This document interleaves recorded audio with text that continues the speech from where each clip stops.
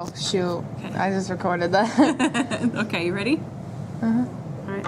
Hi, welcome to my first tutorial. I am going to do this. I'm going to show you how to marble stones to be using for pendants. I'm going to go through some of the things that you need to have on hand.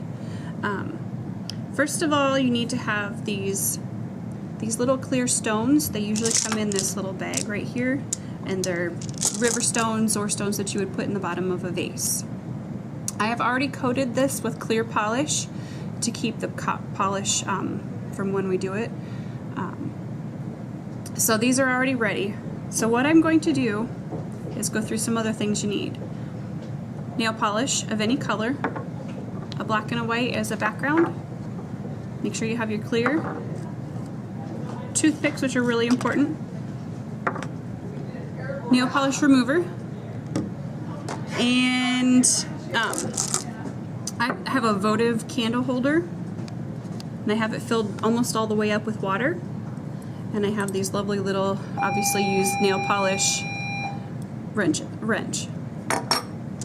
So the first thing you want to do is coat these with a clear polish on the back. You want it on the flat side, not the round side. The round side is going to be the top because you want to see through it, because there's the back. And some cotton balls for that. Alright, so the first thing I'm going to do, let's move those out of the way. I'm going to drop in, I'm going to use two opaque colors this time. So I'm actually going to drop in onto the water some of this white. And you can see it kind of spread, and then it creates almost a film or a skin.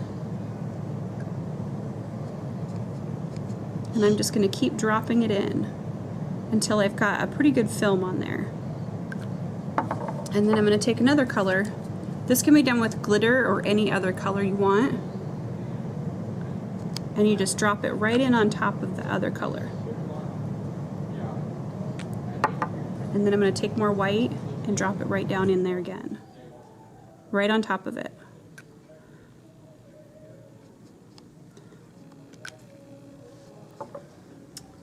Now I'm going to take a toothpick, and I'm going to very carefully, you might want to come closer for this, I'm going to very carefully take the top edge of it and move it over to the edge of my glass. You don't want to go too deep because you're going to lose anything that you have. And you don't want to break that skin. So now that I have a nice pattern there, I'm going to take my wrench and my clear stone, and I'm going to put it in there so that the flat side is down. And then I'm going to very carefully just dip it in there. Now, if you can see, it has the extra has a little skin around it, so I'm going to take my toothpick and kind of skim that off so I don't have to clean it off with the nail polish remover later. Then you pick it back up, and you can see it's kind of gooey and gross right there, so you're going to store it back. You're going to let it dry upside down. You can kind of see through it, and you're going to just let it dry on a paper towel and just let it dry. It takes,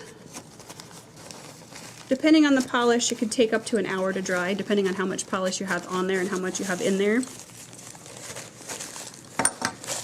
And then when you're done, if you have a lot of glitter, you're going to want to put a back coat on it, because that coat, that black or white coat, is going to give it that, it's going to make it pop. There's a white coat. It's going to make you see that glitter much easier.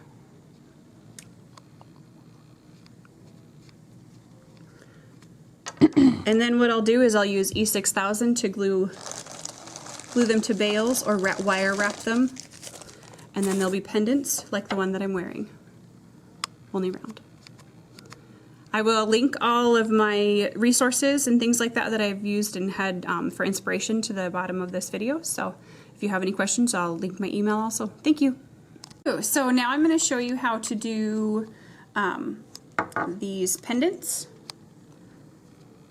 First thing you want to do is you have these lovely little glass tiles, and you want to paint one side with a clear nail polish.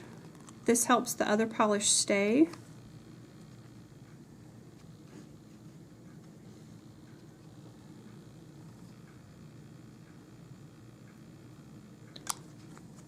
And you can do this in a variety of ways.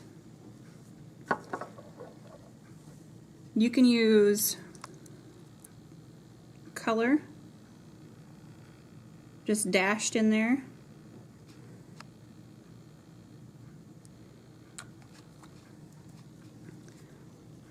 Or you can start with a crackle background. With these, the crackle is usually a top coat, but for this you want to work backwards. So the crackle would go on first. Or I have this one called Get Spotted by Heart to Heart that I found at Shopko, and it's kind of cool. But you want something that's going to show through and look different. So I'm going to use the crackle, and you just put a pretty light coat on it. And you can use any color crackle. The darker crackles tend to look nicer with the lighter colors. The lighter crackles tend to look nicer with the darker colors. So I have that, and while I'm waiting for that to dry, and you can see it starting to crackle as it dries. It dries pretty quickly. At the most of the time you're just going to end up waiting for things to be dry rather than working on anything else. So now I have this, it's called Naturistics, and it's kind of a shimmer of different colors, and I really like how that turns out. So I'm going to add this over my dry crackle. And these you may need to put a couple coats on to be able to get that shimmer through really nice.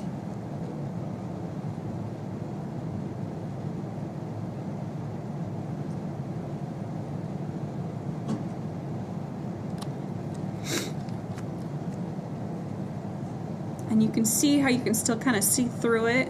So what you may want to do is you may want to end up putting a final back of black on it, and that will really make it pop. Black or white, just have an opaque color on the back so that it makes everything pop. If you want to use a glitter, you can use a glitter, but you want to add a background to it again, because otherwise it's not going to pop. So this one's dry. I'm going to experiment and do a crackle over the top with that blue.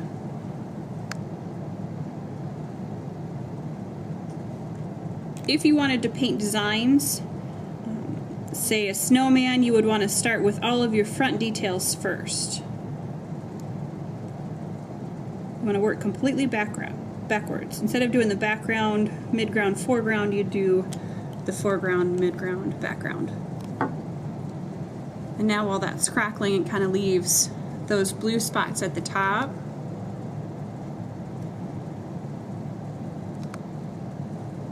So while we're waiting for that to dry, we'll go back to this one, and I'm going to add just a plain black to the back of it, because you can see how you can still see through it, but we want to add that black. We want to make it pop. And this also helps prevent it from you being able to see the bail behind it.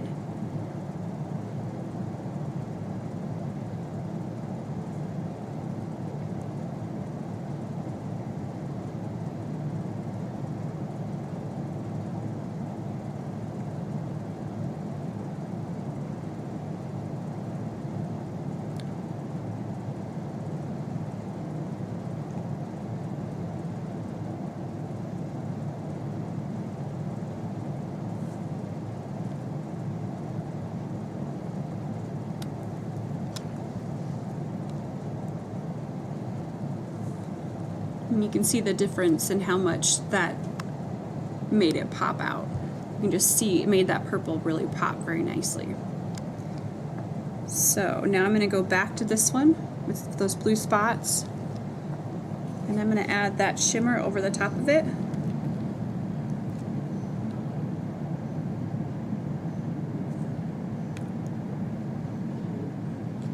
The more nail polish you put on it, the longer it's going to take to dry, the longer it's going to stay tacky. So keep that in mind as you're working on it.